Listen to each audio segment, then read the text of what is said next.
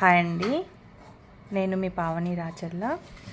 కొంతమందికి బ్లౌజులు షోల్డర్స్ పై నుండి జారిపోతుంటుంది కదా, అలా జారకుండా ఉండాలంటే ఒక చిన్న టిప్ పాటిస్తే సరిపోతుంది.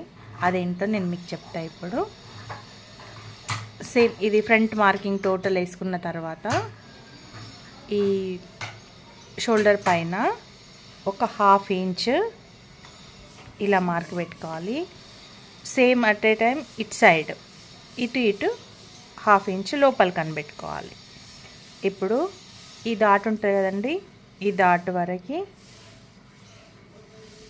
ఇలా తీసుకోవాలి. ఈ నెక్ ఉంటుంది కదండి, ఇలా తీసుకోవాలి.